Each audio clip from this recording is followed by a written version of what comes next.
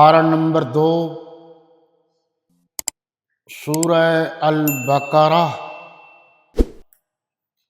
آیت نمبر 148 تا 152، صفحہ نمبر 31۔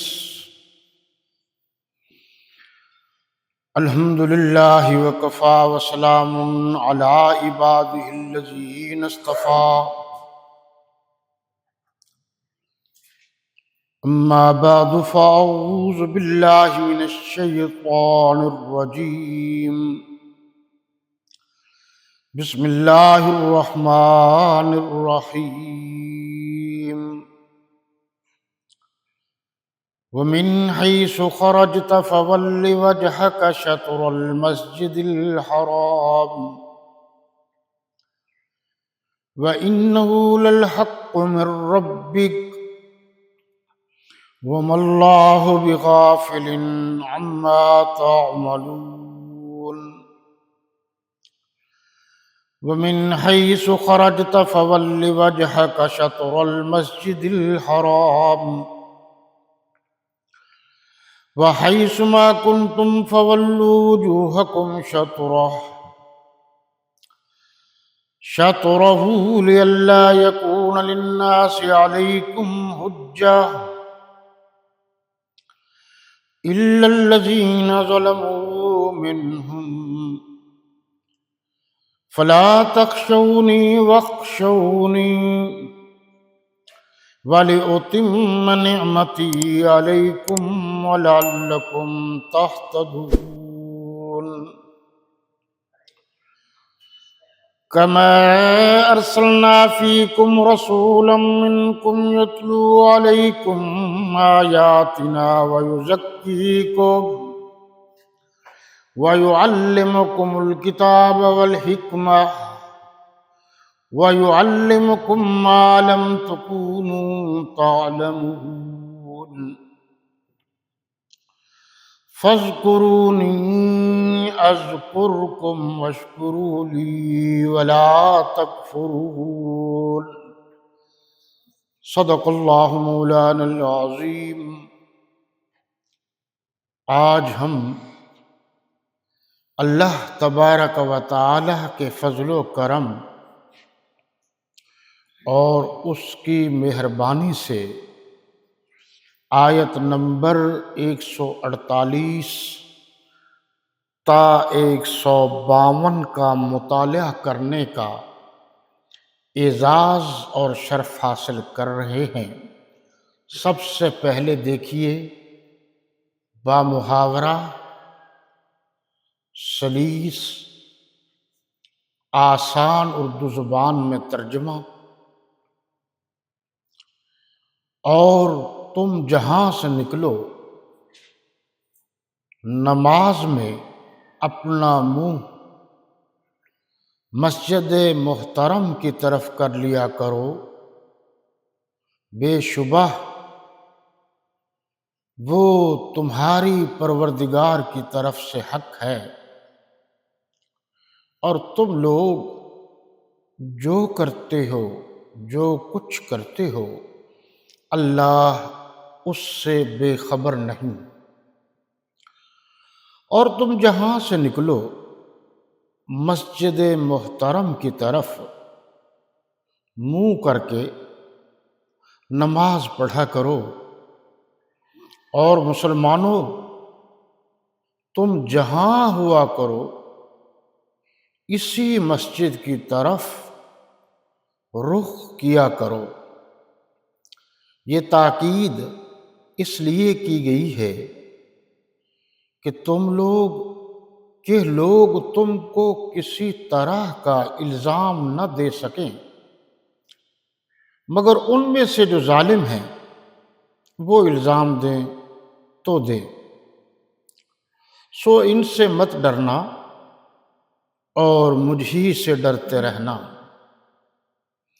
اور یہ بھی مقصود ہے کہ میں تم کو اپنی تمام نعمتیں بخشوں، اور یہ بھی کہ تم راہ راست پر چلو۔ جس طرح من جملہ اور نعمتوں کے ہم نے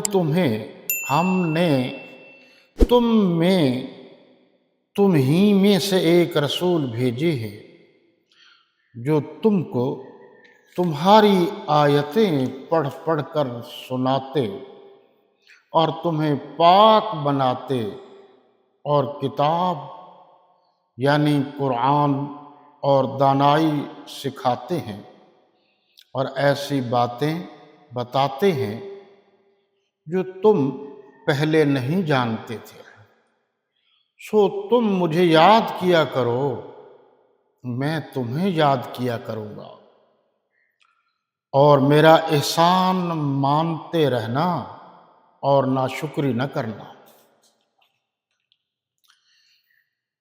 تلاوت کردہ آیات مقدسہ کی مختصراً کچھ تفصیل یوں ہے کہ گزشتہ درس میں تحویل قبلہ سے متعلق گفتگو ہو رہی تھی۔ آپ جانتے ہیں کہ وضو کا حکم غار حرا میں سید الملائکہ حضرت جبریل امین علیہ السلام نے پہاڑی پر مار کر دیا، وہاں سے پانی نکلا اور حضرت جبریل امین علیہ السلام نے اللہ کے حکم سے وضو کر کے دکھایا، اور آپ صلی اللہ علیہ وسلم نے اس کے بعد تعلیم دی اور نفل کا حکم بھی آیا۔ یہ جبل نور جو ہے، غار حرا وہیں ہے، اس کے اوپر، اور آج کل وہاں انہوں نے سفید چونا لگایا ہوا ہے۔ حضور اکرم صلی اللہ علیہ وسلم پر نماز یا معراج میں نماز 5 اوقات کا حکم ملا تو یہ 11 یعنی جب آپ کو اللہ نے نبوت عطا کی تو 11 سال بعد حکم ملا اور 5 نمازوں کا حکم ملا۔ آپ صلی اللہ علیہ وسلم 3 سال تک خانہ کعبہ کی طرف، جس کو اس ترجمے میں مسجد محترم لکھا ہے، اس کا مطلب یہی ہے، محترم، قابل احترام۔ مسجد کا معنی تو ویسے وہ جگہ ہے جہاں سجدہ کی جاتی ہے، تو چونکہ پہلا اللہ کا گھر وہی ہے، اس لیے اس کو کعبۃ اللہ بھی کہتے ہیں، مسجد شریف بھی کہتے ہیں، اور مسجد حرام بھی کہتے ہیں، مسجد محترم بھی کہتے ہیں۔ تو حضور صلی اللہ علیہ وسلم کو اللہ نے حکم دیا کہ جو تورات اور انجیل ہے اس میں اور باتیں جہاں بتائی گئی ہیں وہاں یہ بھی بتایا گیا ہے کہ آپ امام القبلتین ہیں، تو آپ امام بھی ہیں۔ امام معنی ہے راہ پر رہنما، امام معنی ہے جو فرنٹ پر ہو، جو آگے ہو۔ ہمارے ہاں امام سے مراد مسلمانوں کا امام۔ آپ صلی اللہ علیہ وسلم نے اللہ کے حکم سے بیت المقدس کی طرف رخ کیا اور نماز پڑھنی شروع کر دی۔